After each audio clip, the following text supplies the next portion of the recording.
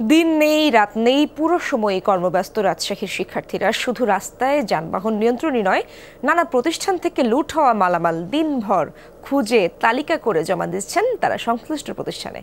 সেই সঙ্গে রাত বাড়লে পাড়া মহল্লায় তারাই কাজ করছেন নিরাপত্তা বিধানে। তাদের সহায়তা করতে সানন্দে এগিয়ে আসছেন নানা শ্রেণী পেশার মানুষ।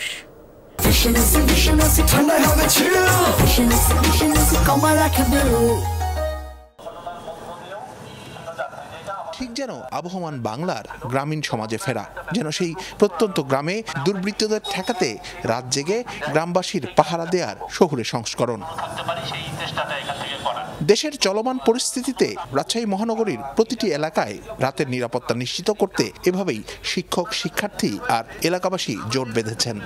যেইভাবে নানা ধরনের লুট হচ্ছে এবং নানান অ্যাক্সিডেন্টের তৈরি হচ্ছে এই মুহূর্তে, এইটাকে আমরা সেভ করতে চাই। আমাদের তরুণ যুবকেরা তারা যেমন পাহারা দিচ্ছে, পাশাপাশি সকলকে সচেতন করা হোক বা আমরা সেই আহ্বান জানাচ্ছি। রক্ষা তো চাইলেও সবাই মিলে করতে পারবো না, কিন্তু চেষ্টা করছি আমরা, কারণ এর পাশাপাশি আমাদের সেনাবাহিনীরা হেল্প করছেন। রাতভর নিরাপত্তা টহল দিয়ে আবার ঠিক সকাল 9টা থেকে শিক্ষার্থীরা দাঁড়িয়ে পড়ছেন রাস্তায়। দিন গড়িয়ে সন্ধ্যা নেমেছে, সন্ধ্যা গড়িয়ে রাত নামতে চলেছে।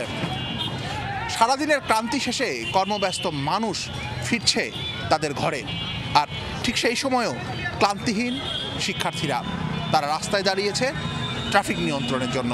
সকাল থেকে আসি, রাত অবধি থাকি, এনজয় করি, ভালোবাসার তাগিদে করতেছি। এইরকম ভালোবাসা কখনো পাই নাই, যে যার মতো পাচ্ছে আপ্যায়ন করতেছে। কয়েকজন আছে মানছে, কেউ কেউ মানছে না, থাকবেই তো এরকম ভালো খারাপ। নবীনদের এই অফুরান প্রাণশক্তি যেমন বিস্মিত করেছে, তেমনি আশাবাদী করে তুলেছে নাগরিকদের।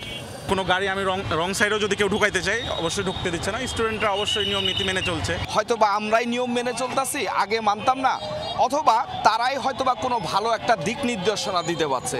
গত কয়েকদিনে নগরীর বিভিন্ন স্থাপনা থেকে লুট করে না জিনিসপত্র ফেলাতেও ব্যস্ত শিক্ষার্থীদের একাধিক দল। সারাদিন শহর ঘুরে লুণ্ঠিত মালামাল উদ্ধার করে সেগুলো ফেরত দেওয়া হচ্ছে অভাবনীয় শৃঙ্খলার সঙ্গে।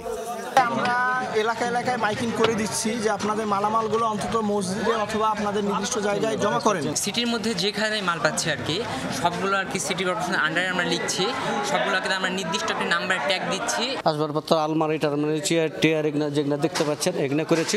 উপরেও আছে পিসি টিসি, বহু কিছু এখন উদ্ধার হয়েছে আল্লাহর রহমতে।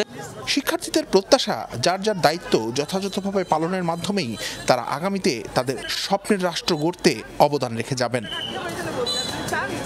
শিবলি নোমান, যমুনা নিউজ, রাজশাহী।